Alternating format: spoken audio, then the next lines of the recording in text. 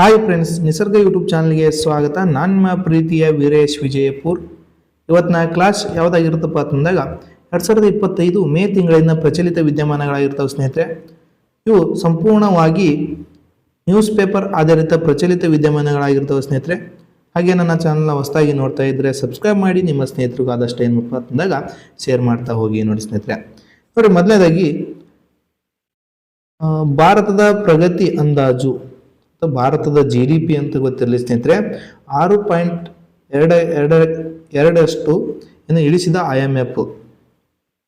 ನೋಡ್ರಿ, ಭಾರತದ GDPಯ ಪ್ರಮಾಣ ಎಷ್ಟಿರಲಿದೆ ಅಂತೇಳಿ ಅಂದಾಜು ಮಾಡಿದ ಕೇಳಿದಾಗ IMF 6.2% ಇರಲಿದೆ ಅಂತೇಳಿ ಅಂದಾಜು ಮಾಡಿದೆ.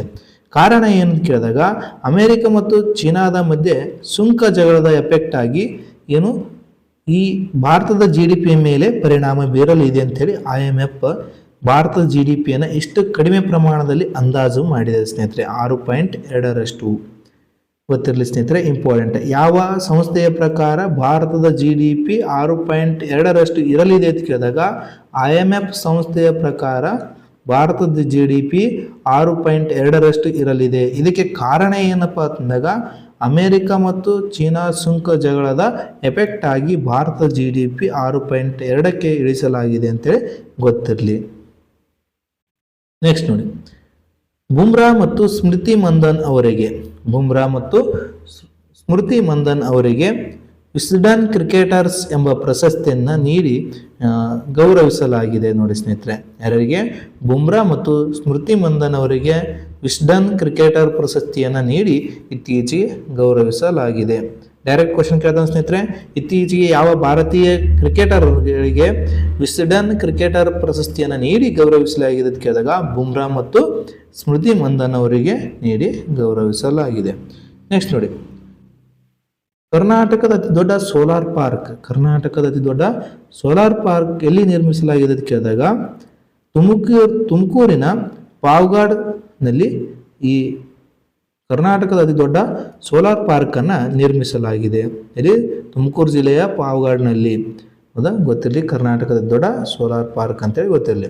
ನೆಕ್ಸ್ಟ್ ಇನ್ನೊಂದು ವಿಶೇಷತೆ ಏನಂತಂದಾಗ ಕಾಂಬೋಡಿಯಾದ ಪ್ರಾಚೀನ ದೇವಾಲಯ ಅಂಕೋರ್ ವಾಟ್ ದೇವಾಲಯ. ಇದು ಭಾರತೀಯ ರಾಜರಿಗೆ ಸಂಬಂಧಪಟ್ಟ ಒಂದು ದೇವಾಲಯ. ಇದು ಕಾಂಬೋಡಿಯಾದಲ್ಲಿ ಕಂಡುಬರುವ ಒಂದು ಪ್ರಾಚೀನ ದೇವಾಲಯ. ಇದನ್ನು ನಿರ್ಮಿಸಿದ ಭಾರತೀಯ ಅರಸ ಯಾರಂತೇಳಿ ಗೊತ್ತಿರಲಿ ಸ್ನೇಹಿತರೆ, ಇಂಪಾರ್ಟೆಂಟ್. ನಾವು ಇಲ್ಲಿವರೆಗೆ ಅಂಕೋರ್ ವಾಟ್ ದೇವಾಲಯ ಎಲ್ಲಿ ಕಂಡುಬರ್ತದೆ ಡೈರೆಕ್ಟ್ ಓದಿದ್ವಿ, ಕಾಂಬೋಡಿಯಾದಲ್ಲಿ ಅಂತ ಓದಿದ್ವಿ. ಇದನ್ನು ನಿರ್ಮಿಸಿದವರು ಯಾರಂತಂದಾಗ ಎರಡನೇ ಸೂರ್ಯವರ್ಮ ಅಂತೇಳಿ ಗೊತ್ತಿರಲಿ, ಎರಡನೇ ಸೂರ್ಯವರ್ಮ. ನೆಕ್ಸ್ಟ್, ಕೇಂದ್ರ ಸರ್ಕಾರ ಗಂಗಾ ನದಿ ದಡದ ಮೇಲೆ ಇದ್ದಲ್ಲ 150 ಕಾರ್ಖಾನೆಗಳನ್ನು ಇತ್ತೀಚೆಗೆ ಬಂದ್ ಮಾಡಿದ್ದು ಯಾವ ಯೋಜನೆಯ ಸಲುವಾಗಿ ಅಂತೇಳಿ ಗೊತ್ತಿರಬೇಕು. ನೋಡ್ರಿ, ಇತ್ತೀಚೆಗೆ ಏನಪ್ಪಾ ಅಂತಂದ್ರೆ ಗಂಗಾ ನದಿ ಅತಿ ಹೆಚ್ಚು ಮಾಲಿನ್ಯಕ್ಕೊಳಗಾಗಿತ್ತು.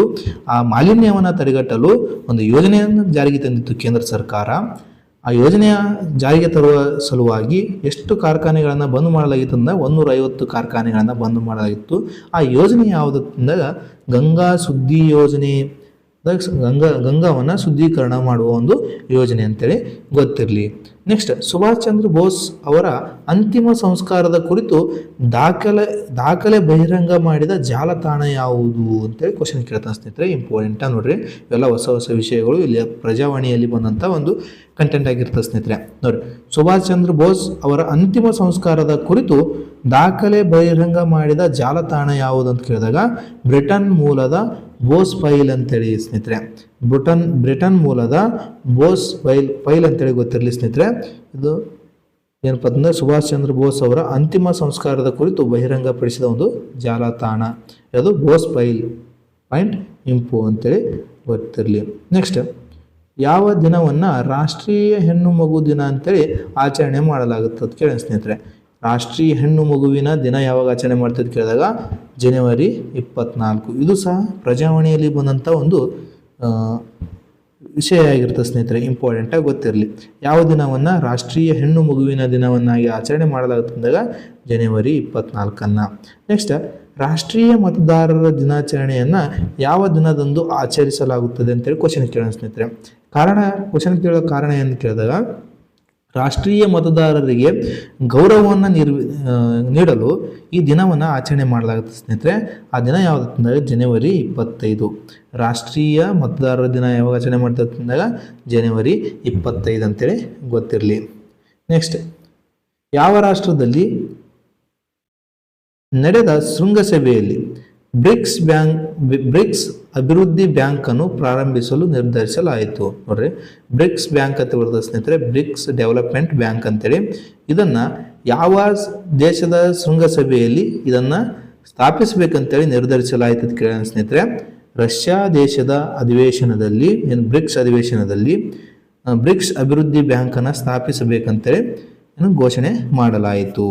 ನೆಕ್ಸ್ಟ್, ಸ್ವತಂತ್ರ ಭಾರತ ಪಕ್ಷ ಎಂಬ ರಾಜಕೀಯ ಸಂಘಟನೆಯನ್ನು ಯಾರು ಸ್ಥಾಪಿಸಿದರು? ನೋಡಿ, ಸ್ವತಂತ್ರ ಭಾರತ ಪಕ್ಷ ಎಂಬ ಒಂದು ರಾಜಕೀಯ ಸಂಘಟನೆಯನ್ನು ಯಾರು ಸ್ಥಾಪಿಸಿದರು ಅಂತ ಕೇಳಿದಾಗ ಶರದ್ ಜೋಶಿ ಅಂತೇಳಿ ಗೊತ್ತಿರಲಿ ಸ್ನೇಹಿತರೆ.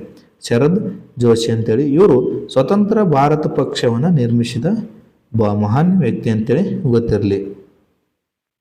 ನೆಕ್ಸ್ಟ್ ನೋಡಿ, ಚೀನಾ ತಿರಸ್ಕರಿಸಿದ ಅಮೆರಿಕದ ಬೋಯಿಂಗ್ ವಿಮಾನ ಭಾರತಕ್ಕೆ. ನೋಡ್ರಿ, ಚೀನಾ ಮತ್ತು ಅಮೆರಿಕದ ಮಧ್ಯೆ ಇತ್ತೀಚೆಗೆ ಏನಪ್ಪ ಅಂದ್ರೆ ವ್ಯಾಪಾರ ಅಷ್ಟೊಂದು ಚೆನ್ನಾಗಿಲ್ಲ ಸ್ನೇಹಿತರೆ. ಹಾಗಾಗಿ ಚೀನಾಕ್ಕೆ ಕಳಿಸಬೇಕಾದ ಅಮೆರಿಕದ ಬೋಯಿಂಗ್ ವಿಮಾನಗಳು ಭಾರತಕ್ಕೆ ಬರಲಿವೆ. ಯಾಕಂದ್ರೆ ಚೀನಾ ಅಮೆರಿಕದ ಬೋಯಿಂಗ್ ವಿಮಾನಗಳನ್ನು ಖರೀದಿಸುವುದನ್ನು ನಿಷೇಧಿಸಿದೆ ಸ್ನೇಹಿತರೆ. ಹಾಗಾಗಿ ಅವು ಭಾರತ ಅವುಗಳನ್ನು ಖರೀದಿ ಮಾಡಲು ಮುಂದಾಗಿದೆ. ನೆಕ್ಸ್ಟ್ ನೋಡ್ರಿ, ನವದೆಹಲಿ ಅಮೆರಿಕದೊಂದಿಗೆ ನೇರ ತೆರಿಗೆ ಯುದ್ಧಕ್ಕೆ ಇಳಿದಿರುವ ಚೀನಾ ತಾನು ಈ ಮುಂಚೆ ನೀಡಿದ ಬೋಯಿಂಗ್ ವಿಮಾನಗಳ ಆರ್ಡರ್ ಅನ್ನು ರದ್ದು ಮಾಡಿದೆ.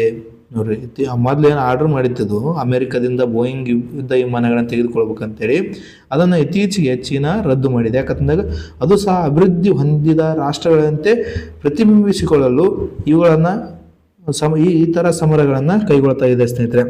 ಈ ಹೊತ್ತಿನಲ್ಲಿ ಭಾರತ ಇದರ ಲಾಭ ಪಡೆಯಲು ಮುಂದಾದಂತಿದೆ. ಯಾಕಂತಂದಾಗ ಆ ದೇಶ ಕೊಡಬೇಕಾದ ಯುದ್ಧ ವಿಮಾನಗಳನ್ನು ಭಾರತ ಖರೀದಿ ಮಾಡಲು ಮುಂದಾಗಿದೆ. ನೋಡಿ, ಅಮೆರಿಕ ನಿರ್ಮಿತ ಬೋಯಿಂಗ್ ವಿಮಾನಗಳನ್ನು ಖರೀದಿಸಿದಂತೆ ಚೀನಾ ಸರ್ಕಾರ ವಿಮಾನಯಾನ ಸಂಸ್ಥೆಗಳಿಗೆ ಸೂಚಿಸಿದೆ. ಬೆನ್ನಲ್ಲೇ ಈ ಬೆಳವಣಿಗೆ ಆಗಿದೆ.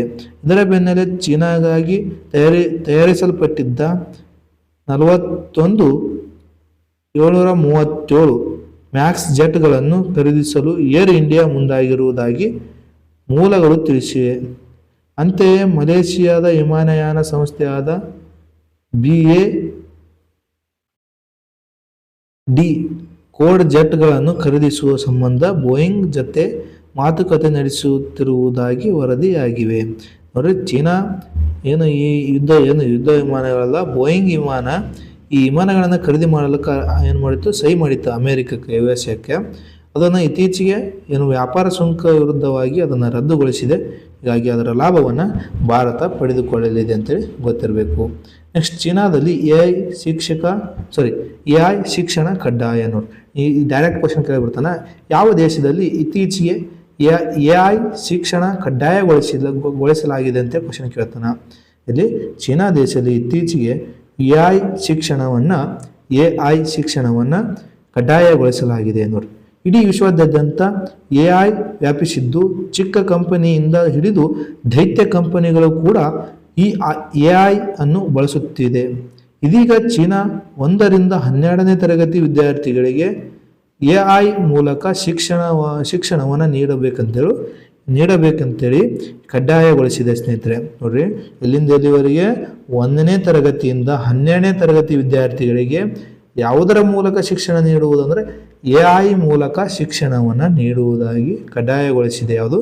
ಚೀನಾ. ಗೊತ್ತಿರಲಿ. ಈ ಅನುಷ್ಠಾನ ತಂತ್ರವು ಶಾಲೆಗಳಿಗೆ AI ಅನ್ನು ಅಸ್ತಿತ್ವದಲ್ಲಿರುವ ವಿಷಯಗಳಲ್ಲಿ ಸೇರಿಸಲು ಅಥವಾ ಅದನ್ನು ಪ್ರತ್ಯೇಕ ಕೋರ್ಸ್ ಆಗಿ ಪರಿಚಯಿಸಲು ಚೀನಾ ಸರ್ಕಾರ ಮುಂದಾಗಿದ್ದು, ಪ್ರಾಥಮಿಕ ಹಂತದಲ್ಲಿ ವಿದ್ಯಾರ್ಥಿಗಳಿಗೆ ಸಂವಾದಾತ್ಮಕ ಪ್ರಾಯೋಗಿಕ ಚಟುವಟಿಕೆಗಳ ಮೂಲಕ ಮೂಲಭೂತ AI ಪರಿಕಲ್ಪನೆಯನ್ನು ಪರಿಚಯಿಸಲಾಗುತ್ತದೆ. ಇಷ್ಟೇ ಗೊತ್ತಿರಲಿ ನಿಮ್ಗೆ. ಏನಪ್ಪ ಅಂತಂದ್ರೆ, ಇತ್ತೀಚೆಗೆ ಯಾವ ದೇಶ AI ಶಿಕ್ಷಣ ಕಡ್ಡಾಯಗೊಳಿಸಿದೆ ಅಂತ ಕೇಳಿದಾಗ ಚೀನಾ. ಎಷ್ಟನೇ ತರಗತಿಯಿಂದ ಎಷ್ಟನೇ ತರಗತಿಯವರೆಗೆ ಅಂತ ಕೇಳಿದಾಗ 1ನೇ ತರಗತಿಯಿಂದ 12ನೇ ತರಗತಿಯವರೆಗೆ AI ಶಿಕ್ಷಣವನ್ನು ಕಡ್ಡಾಯಗೊಳಿಸಿದ ದೇಶ ಯಾವುದಪ್ಪ ಅಂತಂದಾಗ ಚೀನಾ ಅಂತೇಳಿ ಗೊತ್ತಿರಲಿ. ನೆಕ್ಸ್ಟ್ ನೋಡಿ, GDP ಇಳಿಕೆ ವಿಶ್ವ ಬ್ಯಾಂಕ್ ಭವಿಷ್ಯ. ನೋಡ್ರಿ ಅಲ್ಲಿ IMF ಎಷ್ಟು ಇಳಿಸಿತ್ತು ಅಂತಂದಾಗ 6.2ಕ್ಕೆ ಭಾರತದ GDPಯನ್ನು ಅಂದಾಜು 6.2ಕ್ಕೆ ಇಳಿಸಿತು. ಆದರೆ ಇಲ್ಲೂ ಸಹ ಏನಪ್ಪ ಅಂತ ನಾವು ನೋಡ್ತೀವಿ ಸ್ನೇಹಿತರೆ, ವಿಶ್ವ ಬ್ಯಾಂಕ್ 6.3ರಷ್ಟು ಇಳಿಸಲಿದೆ. ನೋಡ್ರಿ ಭಾರತ GDP ಎಷ್ಟು ಇರಲಿದೆ ಅಂತ ಅಂದಾಜು ಮಾಡಿದೆ ವಿಶ್ವ ಬ್ಯಾಂಕ್ ಅಂತ ಕೇಳಿದಾಗ 6.3ರಷ್ಟು ಇಳಿಸಿವೆ. ಅವು IMF ಮತ್ತು ವಿಶ್ವ ಬ್ಯಾಂಕ್. IMF ಎಷ್ಟು ಕಡಿಮೆ ಮಾಡಲಿದೆ ಅಂತ ಕೇಳಿದಾಗ 2025-26ರ GDP ಅಂತ ಕೇಳಿದಾಗ 6.2. ಅದೇ ವಿಶ್ವ ಬ್ಯಾಂಕ್ ಎಷ್ಟು ಇಳಿಸಿದೆ ಅಂತ ಕೇಳಿದಾಗ 6.3ಕ್ಕೆ ಇಳಿಸಿವೆ ಅಂತೇಳಿ ಗೊತ್ತಿರಲಿ. ನೋಡ್ರಿ ಭಾರತದ GDPಯನ್ನು 6.3ಕ್ಕೆ ಅಂದಾಜು ಮಾಡಿದ ಸಂಸ್ಥೆ ವಿಶ್ವ ಬ್ಯಾಂಕ್. ಅದೇ 6.2ರಷ್ಟು ಇರಲಿದೆ ಅಂತೇಳಿ ಅಂದಾಜು ಮಾಡಿದ ಸಂಸ್ಥೆ IMF ಅಂತೇಳಿ ಗೊತ್ತಿರಲಿ. ನೆಕ್ಸ್ಟ್, ರೈತರಿಗಾಗಿ ಗೋಬರ್ ಧನ್ ಯೋಜನೆ. ನೋಡ್ರಿ ರೈತರಿಗಾಗಿ ಗೋಬರ್ ಧನ್ ಯೋಜನೆ, ಗೋಬರ್ ಗ್ಯಾಸ್ ಘಟಕ ನಿರ್ಮಾಣಕ್ಕೆ ಸರ್ಕಾರದಿಂದ ಸಹಾಯಧನ.